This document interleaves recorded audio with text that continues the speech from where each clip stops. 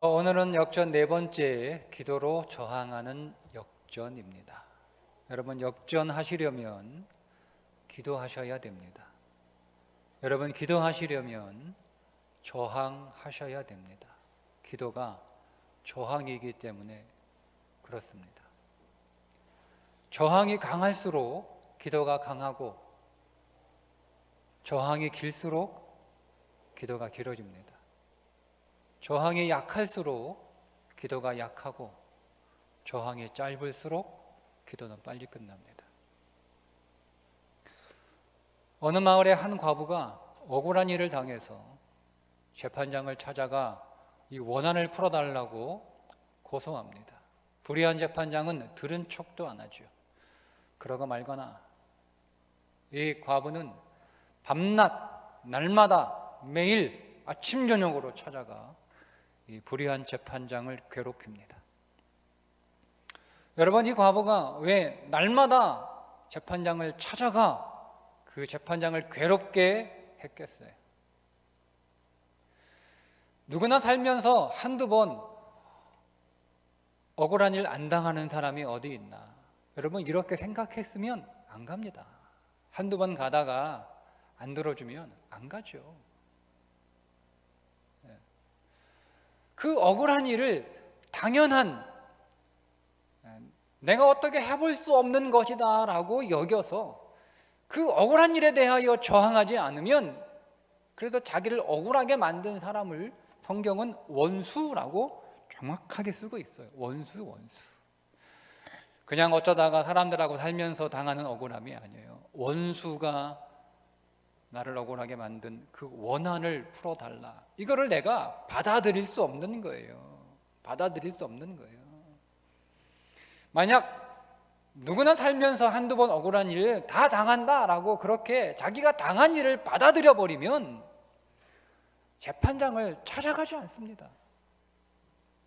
불의한 재판장이라 나처럼 돈 없고 힘없고 능력 없는 사람은 아무리 가서 얘기해도 소용없다라고, 이게 내 운명이니 이게 내 팔자니 하면서 그냥 수긍해버리면 그렇게 밤낮 가서 괴롭히지 않죠. 몇 번 하다가 에휴, 내 팔자 뭐 할 수 없지, 뭐 내 인생이 이런 거, 그러고 그냥 끝내요. 그러나 그가 아무리 불의한 사람이라 할지라도 나는 그걸 받아들일 수 없다는 거예요. 받아들일 수 없다는 거예요.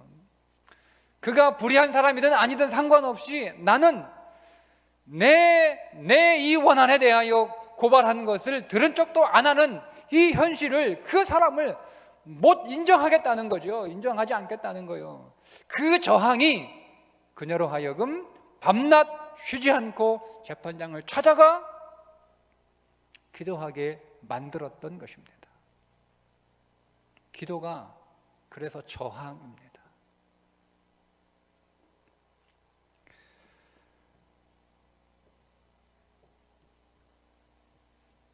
저항하려고 하는 의지가 없으면 기도 안 합니다. 똑같은 병에 걸렸는데 누구는 기도하고 누구는 기도하지 않아요? 똑같은 죽을 병에 걸렸는데 누구는 기도하고 누구는 기도하지 않아요. 그 차이가 뭔지 아세요? 저항의 차이예요. 저항의 차이. 나는 이 병을 받아들일 수 없어. 나는 죽을 수 없어. 저항하는 사람들만 끝까지 기도합니다. 근데 그런 의지가 없으면 그냥 기도하다가 금방 끝나요.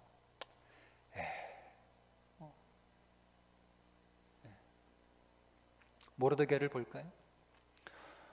왕의 조사가 반포됐어요.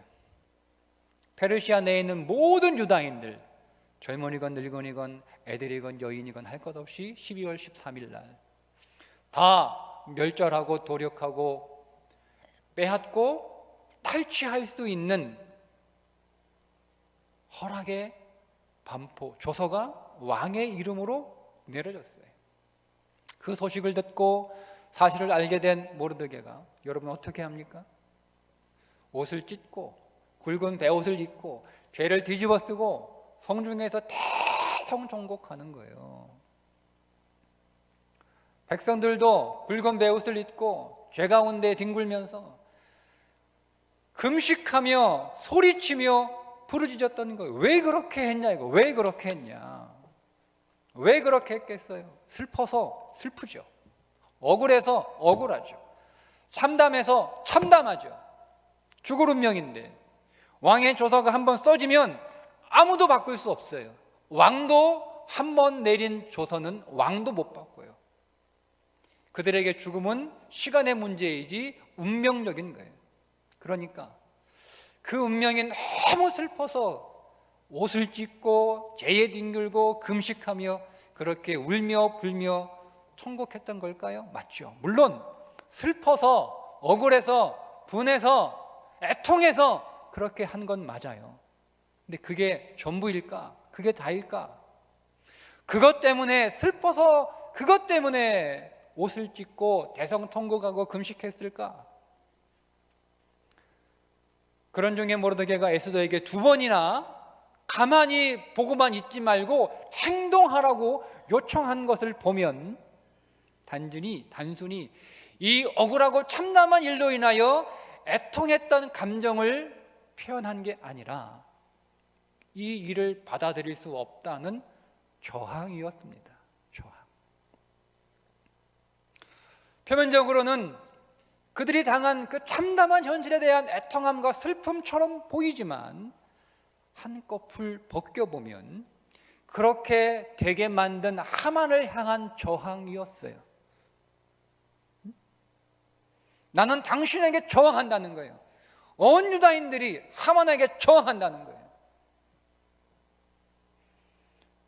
하나 더 벗겨내면 페르시아 땅에서 페르시아인으로 살고 있는 자신들에 대한 저항, 하나님의 백성임에도 불구하고 하나님의 백성답게 살지 못하는 그들의 불신앙에 대한 저항이었어요.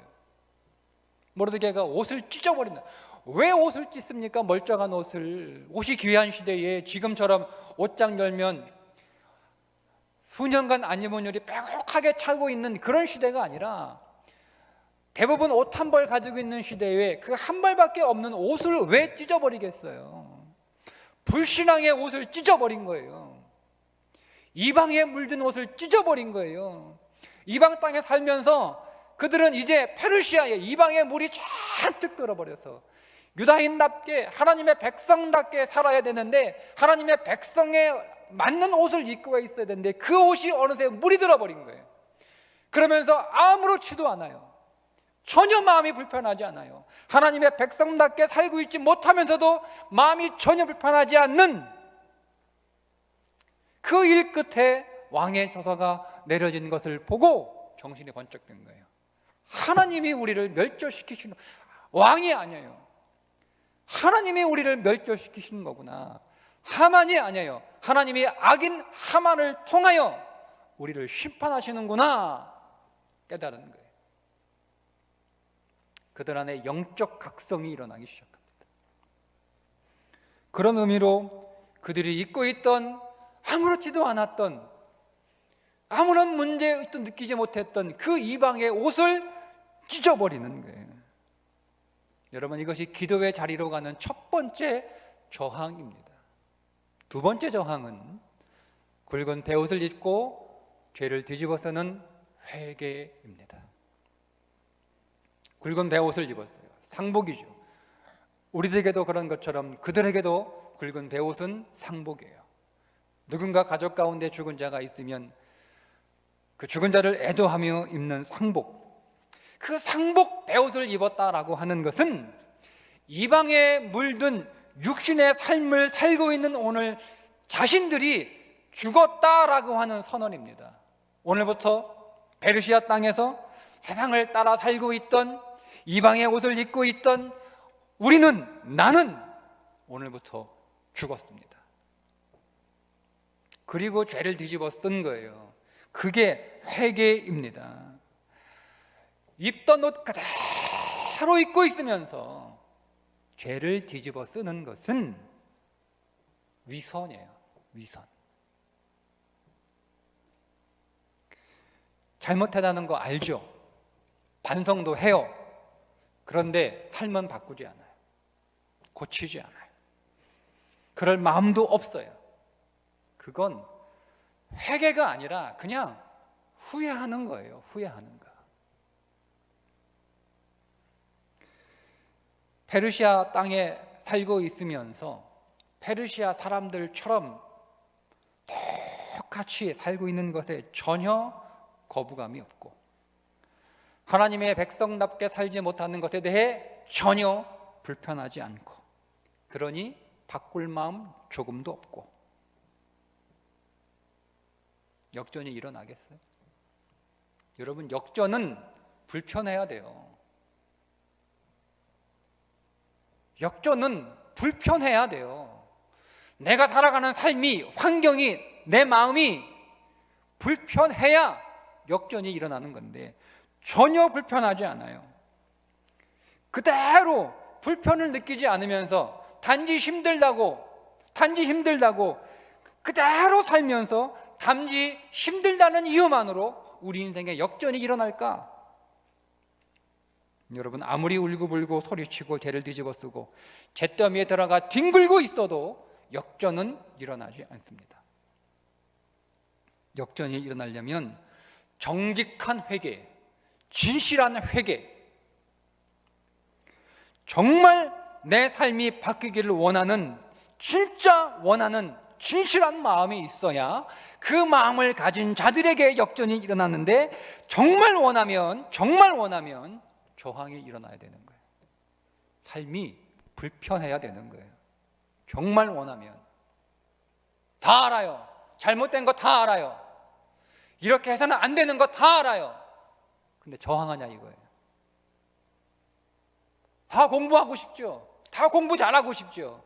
다 잘하고 싶죠. 다 잘 살고 싶죠. 근데 똑같이 살아요. 잘 거 다 자고 할 거 다 하고. 그런다고 역전이 일어납니까? 정말 내가 바꾸고 싶고 정말 잘하고 싶고 정말 잘 살고 싶다면 저항하셔야 돼요. 그런 저항이 있을 때 우리는 진짜 기도의 자리로 가는 거예요. 그렇지 않으면 그냥 잠깐 기도하다 끝나요. 그래서 에스더가 금식하고 백성들에게도 금식하라. 여러분, 금식 언제 금식합니까? 애들이 언제 밥 안 먹어요? 네? 애들이 언제 안 먹어? 먹으라니까. 왜 밥 안 먹어? 안 먹는데도 언제 그래? 언제? 반항할 때 밥 안 먹는다 그러잖아요. 반항할 때. 여러분, 금식은 반항이 아니라 저항이에요. 저항. 아무것도 바꾸지 않아요. 하던 거 그대로예요. 그렇게 금식하는 건 반항하는 거예요. 모르드게처럼 옷을 찢어버리고 베옷을 입고 죄를 뒤집어 쓰고 하는 금식, 그게 저항이에요. 저항. 하나님, 이 이방 땅에서 하나님의 백성답게 살지 못하는 오늘 우리의 불신앙의 이 현실을 우리가 저항합니다. 그렇더라도 이방의 손에 의해 하나님의 백성 유다인들이 죽임을 당하고 탈출당하는 이 운명적 현실을 우리가 저항합니다. 크게 금식하게 만드는 거예요. 그 금식이 하나님이 받으시는 금식, 하나님이 인정하시는 금식. 근데 기도는 하고 있는데 받아들일 수 없다라고 말은 하는데 삶은 똑같아요. 아무것도 바꾸지 않아요. 근데 여러분, 그 기도를 하나님이 믿어주시겠어요? 하나님이 그 사람의 기도를 하나님이 그 사람의 기도를 신뢰하시겠냐 이거예요. 여러분들의 기도가 반항이 아닌 저항이기를 주님의 이름으로 축복합니다. 저항하셔야 됩니다. 모르드게가 에스더에게 2번이나 가만히 보고만 있지 말고 행동하라 요청하는데 현실은 사실은 에스더가 할 수 있는 게 아무것도 없어요. 왕이 부르지 않았는데 왕 앞에 나갈 수 없죠. 왕이 자기를 부른 지 한 달이나 됐어요. 그 말은 왕의 마음이 멀어져 가고 있다는 뜻입니다. 뭘 할 수 있겠어요? 왕이 부르지 않으면 아무도 왕 앞에 나갈 수 없나? 물론 왕이 부르지 않아도 왕을 꼭 만나야 되는 일이 있다면 만날 수 있는 방법들이 있습니다. 그런 게 없을 리가 없죠. 그런데 그렇게 되려면 왕을 지금 내가 꼭 만나야 되는 이유를 설명해야 되는 거예요. 내가 지금 왕을 꼭 만나야 되는데 하만이 쓴, 왕이 내렸지만 하만의 뜻이 담긴 그 조서로 인하여 왕을 만나려 합니다. 이렇게 얘기를 해야 될 거 아니에요. 그러면 왕의 최측근이 지금 누구예요? 하만 아닙니까? 그 하만이 그걸 뻔히 다 알 텐데 왕을 만날 수 있겠어요?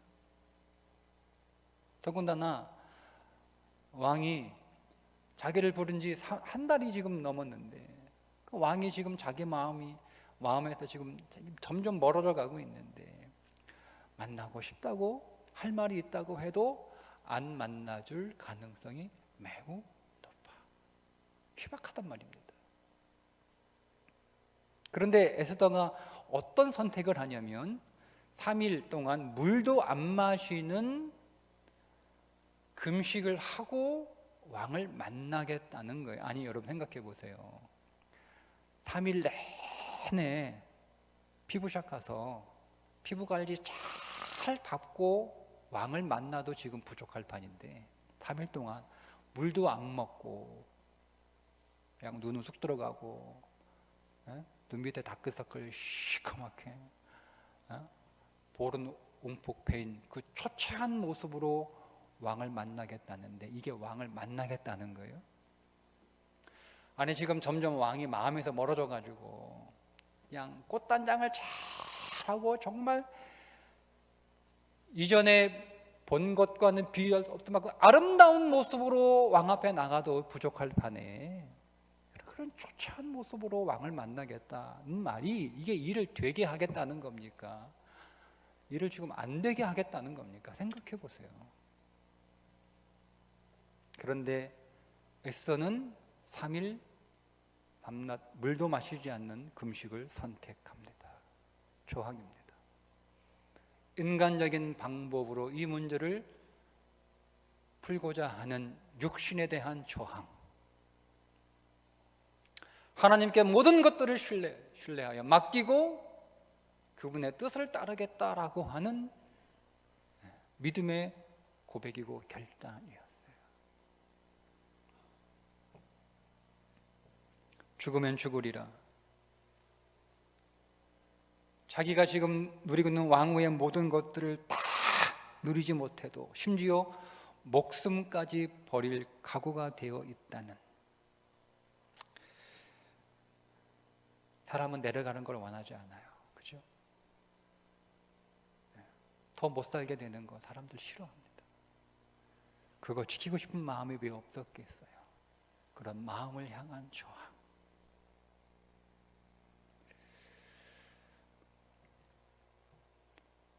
죽으면 죽으리라. 우리는 에스더가 한 이 말을 다 기억하지만 에스더는 규례를 어기고 라는 말도 했다는 것 기억하셔야 돼요.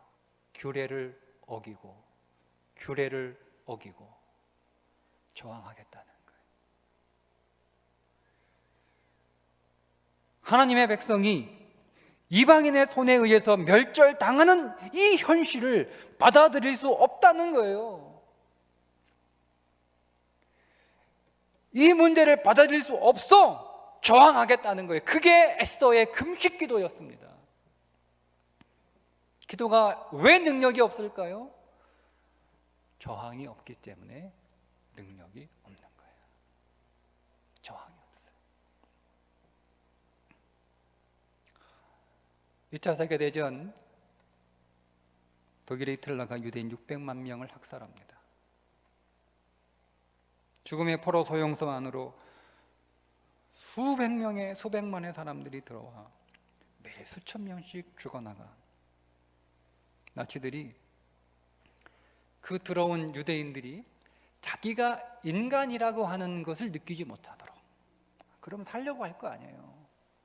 자기가 스스로 저들이 인간이라고 하는 것을 느끼지 못하도록 이름을 부르지 않고 번호를 매겨 번호로 부르며 항상 이렇게 불렀다고 해요. 1번 돼지, 2번 돼지, 3번 돼지. 수용소에 들어오면 경비병이 이렇게 얘기합니다. 너희들이 이 수용소에서 나가는 길은 단 2가지 길밖에 없다. 죽어 시체로 나가든 불에 타 연기가 되어 굴뚝으로 빠져나가든 둘 중에 하나. 사람들이 그렇게 매일 수천 명의 사람들이, 자기 곁에 있던 사람들이 나치 병사들에 의하여 끌려나가는 것을 보면서 언젠가는 내 차례가 오겠구나. 병사가 자기 앞에 서면 이제는 내 차례인가 보다. 그러던 중에 한 사람, 빅터 프랭클이라고 하는 사람이 있었어요. 그는 깨진 유리 조각 하나를 주머니에 넣고 감방으로 들어와 식판에 얼굴을 비춰보며 날마다 면도를 합니다. 세수도 양치질도 할 수 없는 상황에서 그는 면도까지 했어요. 세상 그 누구도 내게서 빼앗아 갈 수 없는 것이 하나 있는데, 그것은 하나님께서 나에게 부여하신 인간의 존엄이라는 거죠. 그들이 우리를 숫자로 부르고 우리를 돼지로 부른다 하더라도 나에게서 빼앗아 갈 수 없는 하나님께서 인간에게 부여하신 존엄, 이것만은 빼앗아 갈 수 없다. 저항하는 거예요. 저항하는 거예요. 그런 날마다 면도를 하며 저항합니다. 면도는 저항입니다. 그에게 면도는 그의 현실을 향한 저항입니다. 인간의 생명을 하찮게 여기는 나치들을 향한 저항으로 그는 면도를 합니다. 삶의 의욕을 꺾어버리고 포기해버리게 만드는 그 죽음의 현실을 향한 저항으로 그는 면도를 합니다. 한 명씩 죽어나가는, 맥없이 죽어나가는 그 현실 앞에서 자기 자신도 그 현실을 바라보며 무력하게 순응하려고 하는 그 무력한 자신의 그 약한 마음을 향한 저항을 저항하며 그는 날마다 깨진 유리 조각으로 면도를 합니다.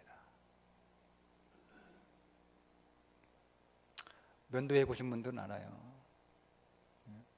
잘 갈린 칼로도 얼굴 베는 게 일상인데, 그 깨진 유리 조각, 여러분 그 유리조각으로 얼굴에 면도를 하니 얼굴은 날마다 시퍼런 피로 베인 자국이,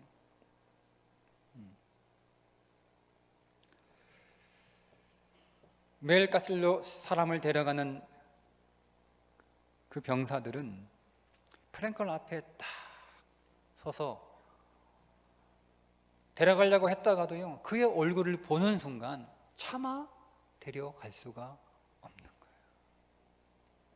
살고자 하는 의욕, 살아야겠다는 열정, 그에게서 느끼는 그 죽음을 향한 그 치열한 저항에서 느껴지는 그 뜨거운 생명력 앞에서 나치의 그 잔혹함이 힘을 잃어버리고 그를 지나쳐가는 거예요.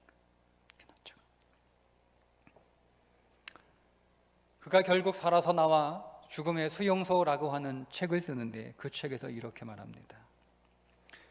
살아야 할 분명한 이유가 있으면 어떤 경우에도 죽지 않는다.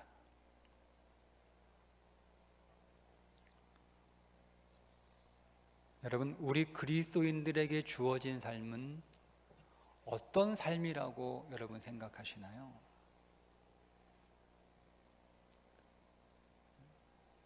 주님이 풍성한 생명을 주시러 이 땅에 오셨다라고 약속하셨으니 우리에게 주어진 삶은 풍성한 생명의 삶인 줄 믿습니다. 주님이 약속한 삶은 포도나무가 풍성한 포도원과 같은 삶을 약속하셨고 시냇가에 심은 나무처럼 시절을 쫓아 과실을 맺으며 그 잎사귀가 마르지 아니하는 삶을 약속해 주셨는데 만약 우리가 그런 삶을 살고 있지 못하고 있다면 여러분 저항하셔야 돼요. 왜요? 마땅히 내가 살아야 할 삶을 누군가가 무엇이 방해하고 있기 때문에 그렇습니다. 근데 여러분 되게 많은 그리스도인들이 어떻게 살아가고 있나요? 그냥 순응해버려요. 이게 내 팔자거니 이게 내 운명이거니 하면서 그냥 받아들여요. 내가 어떻게 할 수 있는 게 아무것도 없으니까. 맞아요.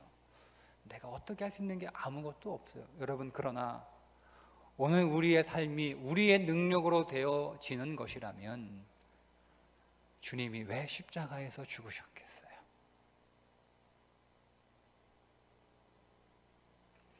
내 능력으로 내 힘으로 내 실력으로 사는 것이 오늘 우리의 인생이라면 그분이 죽을 이유가 하나도 없어요. 왜 죽으셨어요? 내가 좀 더 힘을 내서 내가 더 용기 내서 내가 더 실력 내가 더 열심히 살아서 내 인생을 잘 살 수 있는 것이라면 여러분 여기에 왜 앉아 있어요? 그럴 이유 하나도 없어요. 그냥 이 시간에 더 열심히 사시면 됩니다. 그런데 되게 많은 그리스도인들이 오늘 우리에게 십자가에서 주어진 그 놀라운 생명의 삶이 지금 이런 삶이 아님에도 불구하고 마치 이런 삶이 당연하듯 그냥 순응해 버리는 거예요. 게다가 점점 더 나쁜 쪽으로 선택을 합니다. 그나마 그 삶을 유지라도 해야 되는데 그런 게 아니고 점점 더 나쁜 쪽으로 선택하여 점점 더 나쁜 쪽으로 빠져들고 있어요. 끌려가는 거예요. 여러분 그런 삶의 역전이 있을까요? 내가 역전을 원하면서도 그냥 우리의 현실에 내가 순응해 버리는데 역전은 정말 삶이 불편해야 돼요. 정말 불편해야 돼요. 그런데 그냥 순응해버리고 맞춰버리는데 하나님이 역전시켜 주시겠습니까? 믿음 없는 부당한 삶에 대한 저항 없이 우리가 더 나은 삶을 살고 싶다고 아무리 여러분 기도한다고 한들 정말 그 기도에 정말 잘 살고 싶은 마음이 있겠다라고 하는 그 진실함을, 그 진실성을, 그 진심을 정말 믿어주시겠냐 이거예요. 하나님이. 과거의 예를 들어주신 후에 주님이 뭐라고 말씀하시는가 하면 인자가 올 때에 세상에서 이런 믿음을 보겠느냐 이렇게 의심하시는 거예요. 과연 그리스도인다운 삶을 살지 못하게 하는 것, 그런 자신, 그렇게 만드는 상황, 그렇게 하려는 세상에 저항하는 믿음의 사람을 내가 마지막 때에 만나볼 수 있겠느냐 물으신 거예요. 그때 여러분 손 드셔야 돼요. 여기 있습니다. 여러분 저항하십시오. 그리스도인다운 삶을 살지 못하게 하는 여러분의 현실의 삶에 저항하십시오. 이방인의 옷을 입고 있다면 찢어버리시고 육신의 정욕을 쫓는 삶이 있다면 그 삶에 베옷을 입히시고 죄를 뒤집어 쓰고 구별되지 않는 부정한 삶을 살았던 삶을 회개하신 후 금식하며 기도하십시오. 정말 진심으로 역전하려면 기도하십시오. 그리고 그 기도가 저항하는 금식 기도이길 주님의 이름으로 축복합니다. 기도하겠습니다.